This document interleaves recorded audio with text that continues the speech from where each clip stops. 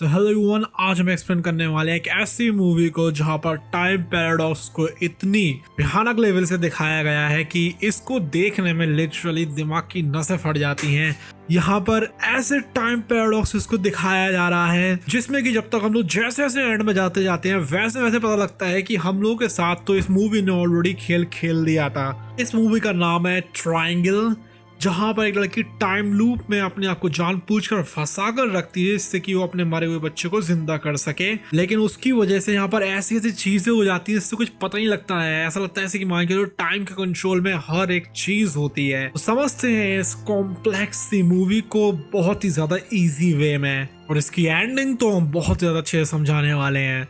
Movie की starting में दिखाया जाता है एक बोट को जिसके ऊपर ट्रायंगल लिखा हुआ होता है, और इसी बोट के ऊपर बैठ कर ये लोग समुद्र में जाएंगे आगे। एक आदमी होता है जो कि अपनी बोट को थोड़ा ठीक कर रहा होता है निकलने के लिए, और इस बंदे का नाम होता है ग्रेग। तभी उससे मिलने के लिए आ जाती है सैली, जो कि उसके साथ में जाने वाली है इस बोट के ऊपर। सैली के साथ में उसका हस्बैंड भी आया हुआ होता है जिसका नाम होता है डाउनी, और उसकी एक फ्रेंड भी आती है जिसका नाम होता है हैदर। सैली जल्दी से ऊपर आती है और ग्रेग को गले लगा लेती है क्योंकि वो उसकी बहुत अच्छी फ्रेंड है। वो ग्रेग से कहती है कि मैं बहुत ज्यादा एक्साइटेड हूँ आज इस ट्रिप पर जाने के लिए। उसके बाद में ग्रेग की बातें डाउनी से होना शुरू होती हैं, और वो उससे कहता है कि देखो, जो सैली रहती है वो अपनी एक फ्रेंड को लाई है जिसका नाम है हैदर, और ये सबसे ज्यादा खूबसूरत फ्रेंड है उसकी, और वो इसलिए उसको यहाँ पर लाई है जिससे कि वो तुम्हें उससे मिलवा सके और तुम्हें एक पार्टनर मिल जाए। लेकिन उसी टाइम पर आ जाती है जैस, जो कि इस कहानी की प्रोटैगनिस्ट है। ग्रेग आकर पूछता है जैस से कि क्या हो गया, क्योंकि जो जैस रहती है वो बहुत ज्यादा परेशान लग रही थी। अब ये परेशान क्यों होती है हम लोग आगे चलकर देखने वाले हैं, और ये अभी क्यों परेशान होती है ये भी हम लोग देखने वाले हैं, क्योंकि ये जो मूवी रहती है ये बहुत घुमावदार है। जैस उससे कहती है कि पता नहीं क्यों लेकिन मुझे काफी अजीब सा लग रहा है। तो ग्रेग उससे पूछता है कि क्या तुम मेरे साथ में यॉट के ऊपर चलना चाहूंगी, तो वो रेडी हो जाती है। उसके बाद में उनकी यॉट जो रहती है एक बड़े से समुद्र में पहुंच जाती है। वो लोग बहुत ज्यादा एंजॉय कर रहे होते हैं।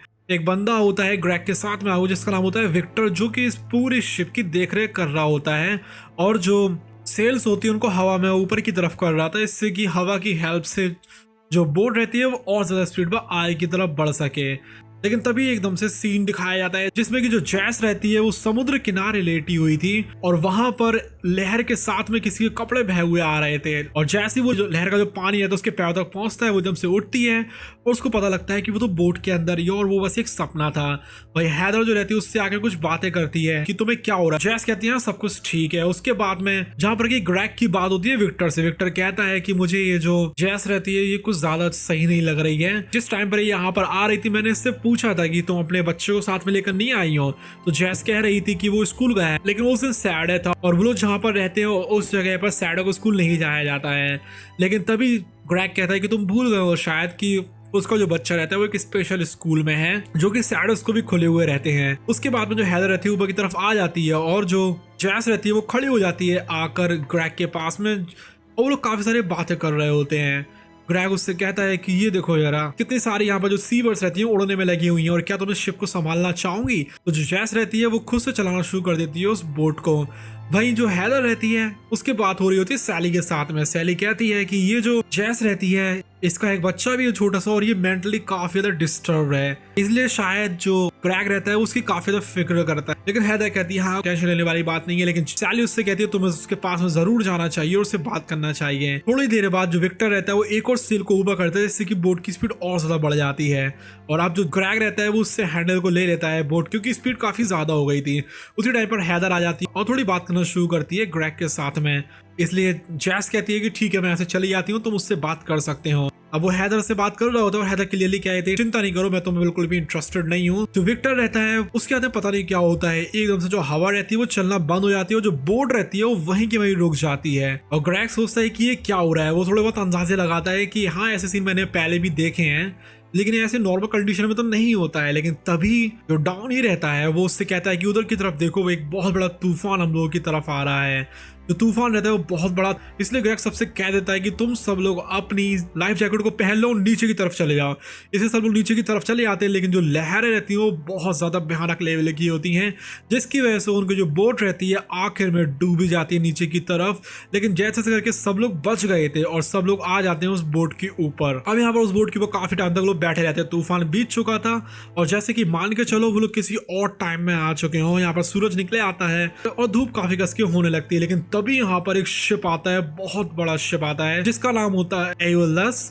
लेकिन ये जो शिप रहता है वो 1932 में चला करता था। इसका मतलब ये है कि इस शिप को करीब 80 साल पहले ही बंद हो जाना चाहिए था, लेकिन अभी भी ये यहाँ पर क्यों है। लेकिन उन लोगों को ये चीज़ नहीं बताती, उनको ये लग रहा था कि बस ये यहाँ पर शिप है जो कि बिल्कुल टाइटैनिक की तरह लग रहा था और उसके ऊपर लोग चले जाते हैं। ये लोग को थोड़ी बहुत आवाज़ें लगाते, लेकिन कोई भी शिप के अंदर से बाहर ही नहीं आ रहा था। इसलिए वो लोग शिप के अंदर जाते हैं और सबको ढूंढना शुरू करते हैं, लेकिन उनको एक इंसान भी देखने के लिए नहीं मिल रहा था। वहीं जो जैस रहती है वो कहती है कि मैं इस जगह पहले भी आ चुकी हूँ, पता नहीं मैंने इस जगह को कहीं ना कहीं तो जरूर देखा है। वहीं जो विक्टर रहता है सब जगह सारी चीजों को ढूंढने में लगा हुआ था। जैस को उसकी चाबियां भी मिलती हैं, जिसकी वजह से उनको लग रहा था कि यहाँ पर जो हेदर रहती है उसके पास में चाबियां थी जैस की, तो शायद वो इसी शिप के ऊपर ही होगी, लेकिन वो उनको कहीं भी मिली नहीं थी। उनको लग रहा था कि जो हेदर रहती है वो वहीं कहीं डूब गई है और मर गई है। उसके बाद में इन लोगों के बीच में काफी ज्यादा बात होती है। जो विक्टर रहता है वो ढूंढते हुए बाहर की तरफ जाता है और सब जगह आवाज है वो लगा रहा था कि यहाँ पर कोई ना कोई तो जरूर होना चाहिए। जो ग्रेग रहता है वो जैस के साथ में जा रहा होता है, लेकिन तभी उसको कुछ आवाजें आती है। वो लोग एक गेट खोलते हैं, अंदर की तरफ पहुंचते हैं जहां पर की खून से लिखा हुआ था कि तुम सबको थिएटर में जाना है। जो विक्टर रहता है उसको भी कुछ महसूस होता है कि यहाँ पर कोई तो है, इसलिए वो ऊपर की तरफ जाता है और देखना शुरू करता है। वहीं जो जैस रहती है उसको अभी भी कुछ लग रहा था कि जैसे कि मान के लोग वो पहले भी इस शिप के ऊपर आ चुकी है। अब सब लोग थिएटर में आ गए थे, लेकिन तभी जैस रहती है वो आ जाती है डाइनिंग रूम में, लेकिन वहां पर खाना अजीब तरीके से मचा हुआ पड़ा था। और वहीं जो विक्टर रहता है वो उसके पास में आ जाता है, उसको मारने की कोशिश करने लगता है। जैस उससे कहती है कि मैंने कुछ भी नहीं करा, पता नहीं तुम्हें क्या हो गया। लेकिन विक्टर की कहानी तो कुछ अलग ही थी, जो कि अभी आगे जाकर पता लगने वाली है कि वो ऐसा क्यों कर रहा था। अब जैस जो रहती है वो थिएटर में आती है सबको बताने के लिए, लेकिन तभी ऊपर से कोई गोली मार रहा होता है और इन गोलीबारी की वजह से जो सैली रहती है और जो डाउनी रहता है उसका हस्बैंड दोनों मारे जाते हैं। वो जो बंदी रहती है वो जैस को भी गोली मार रही थी, लेकिन जैस जो रहती है वो उससे भागकर आ जाती है इस शिप के बेसमेंट में और वो एक चाकू को लिए हुई थी इससे कि वो उसको मार सके। उसका पीछे करते करते ऊपर की तरफ जाती है और वो उसको देख ही लेती है। जो वो बंदा रहता है बंदी रहती है वो उसके ऊपर शूट करने वाले होते हैं, लेकिन जो जैस रहती है वो उसकी बंदूक को हटा देती है जिससे कि वो उसके ऊपर शूट नहीं कर पाता है और वो वहां से भागना शुरू करती है। और भागते भागते उसको एक कुल्हाड़ी मिलती है जिससे कि वो उस बंदे को आकर मारना शुरू करती है, लेकिन उसको पता लगता है कि ये जो इंसान रहता है इसकी आवाज बिल्कुल मेरी तरह है। और वो जो इंसान रहता है वो कह रहा होता है जैस से कि देखो तुम्हें सबको मारना पड़ेगा जिससे कि यहाँ पर फिर से वो जो बोट रहती है वो वापस आ सके। जैस को उस टाइम में तो कुछ भी समझ में नहीं आ रहा था कि यहाँ पर हो तो हो क्या रहा है। वो अंदर की तरफ आती है जहाँ पर की म्यूजिक प्ले हो रहा था, वो इस म्यूजिक को हटाती है और बाहर जाकर देखती है कि जो वो बोट रहती है जिसके ऊपर वो खुद चढ़कर आई थी बोट यहाँ पर फिर से वापस आ गई। अब उसको समझ में नहीं आ रहा था कि ये क्या हो रहा है। उस बोट के ऊपर जैस भी थी। इसका मतलब ये है कि यहाँ पर उसके जैसी एक और लड़की आने वाली है। उसके जो साथी रहते हैं वो फिर से यहाँ पर आ गए थे, इसलिए वो छिपना शुरू करती है। उसको समझ में नहीं आता कि ये हो तो हो क्या रहा है। और यहीं पर ही ये जो मूवी रहती है वो अल्ट्रा मिस्टीरियस हो जाती है। वो भागती है, देखती है सब जगह कि ये क्या हो रहा है। उसको समझ में नहीं आ रहा था कि यहाँ पर वो करे तो करे क्या। वो देखती है जाकर कि यहाँ पर डाइनिंग रूम रहता है यहाँ पर सब लोग इकट्ठा हैं और जो विक्टर रहता है वो किस तरीके से बाहर सबको ढूंढने के लिए जा रहा है। अब वो आती है बाहर की तरफ और समुद्र में देखती है यहाँ पर एक बॉल डली हुई होती है जिसको कि सीगल्स खा रही होती है और उधर पर डेक के ऊपर खून भी लगा हुआ था।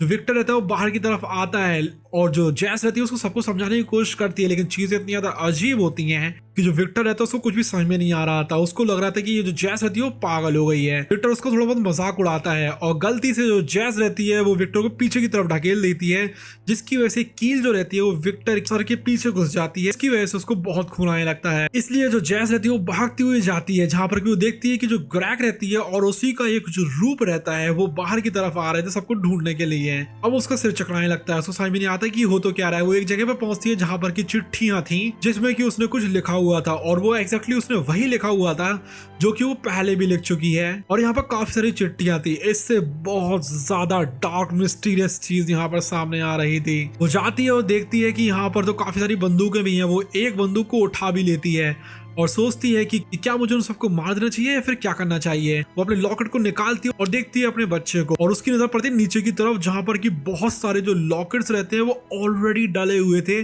जैसे कि मान के चलो यहाँ पर बहुत सारी जैस जो रहती है वो ऑलरेडी आ चुकी हैं और गलती से उसका जो लॉकेट रहता है वो भी वहीं की वहीं गिर जाता है। अब वो एक शॉटगन को लिए हुए थी और आई की तरफ जा रही थी, ऐसे कि मान के चलो वो मारना चाह रही है उस इंसान को जो कि सब कुछ कर रहा हो।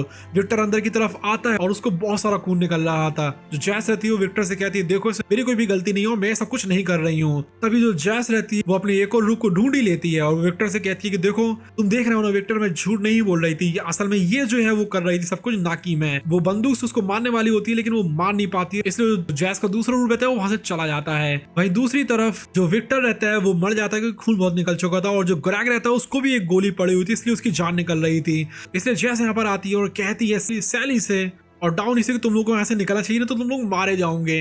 और जो भी इंसान ऊपर से शूट कर रहा था जो कि असल में खुद ही जैस थी, वो उसको शूट करना शुरू करती है जिससे कि यहाँ पर उन दोनों की जान बच सके। और वो सब कुछ उन दोनों को समझाने की कोशिश करती है लेकिन उन दोनों को कुछ भी समझ में नहीं आ रहा था। वो उन दोनों से कहती है कि देखो तुम लोगों को यहीं पर ही रुकना होगा चाहे कुछ भी क्यों ना हो जाए, किसी की भी बात सुनकर बाहर मत आना। वो बाहर की तरफ आती है, वो देखती है कि यहाँ पर खून के निशान है और वो समुद्र में देखती है लेकिन उसको कोई भी देखने के लिए नहीं मिलता है। वहीं दूसरी तरफ आवाज आती है डाउनी की क्योंकि उसकी तरफ जैस बढ़कर आ रही थी, अब जो कि जैस का दूसरा रूप था।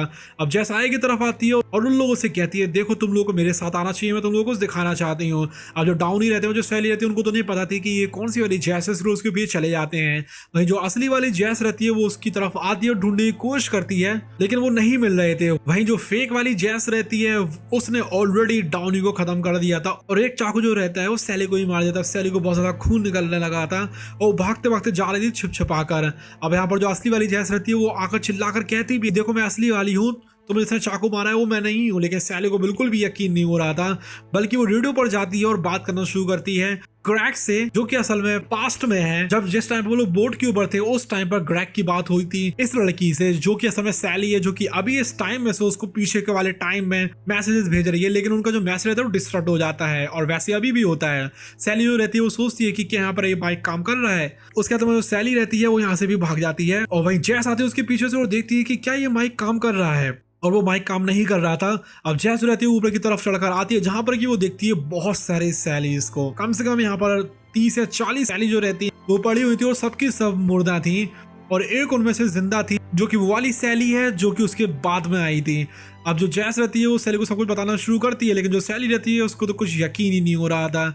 जो जैस रहती है उसकी चोट के ऊपर अपनी जैकेट को रखती है जिससे कि उसका दर्द रुक सके, लेकिन जो सैली रहती है वो यहाँ पर खत्म हो जाती है क्योंकि उसका भी बहुत ज्यादा खून बह गया था। अब यहाँ पर सारे के सारे लोग मर चुके थे इसलिए वो जो बोट रहती है वो फिर से यहीं पर ही वापस आ जाती है और फिर से वही सारे जो लोग रहते हैं वो जिंदा हो जाते हैं एक तरीके से। भले यहाँ पर डेड बॉडीज पड़ी हुई थी उन सभी की, लेकिन फिर भी वो लोग कैसे ना कैसे करके क्योंकि ये टाइम का एक लूप था वो जिंदा हो जाते हैं और आने लगते हैं यहाँ की तरफ। इस बार जैस सोचती है कि मुझे कुछ ना कुछ तो जरूर करना पड़ेगा।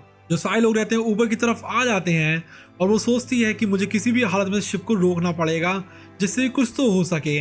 जैस जो रहती है रोने में लगी हुई थी, उसको समझ में नहीं आ रहा था कि वो करे तो करे क्या। वो ऊपर की तरफ जाती है विक्टर के पास में जिसको कि ऑलरेडी चोट लग चुकी थी और वो फिर से जाती है उसी जगह पर जहां पर कि कांच था और वहां पर वो कांच से लिख देती है कि तुम लोग को थिएटर में जाना है। अब उसको समझ में आ गया था कि अगर उसको बोट को वापस मंगाना है तो उसको इन सबको मारना पड़ेगा, इसलिए वो खुद के मुंह के ऊपर डालती है उस मास्क को और मारना शुरू करती है। और अब वो बिल्कुल एग्जैक्टली उसी वाली जैस की तरह बिहेव कर रही थी जिसने कि सैली को और डाउनी को थिएटर में मार दिया था।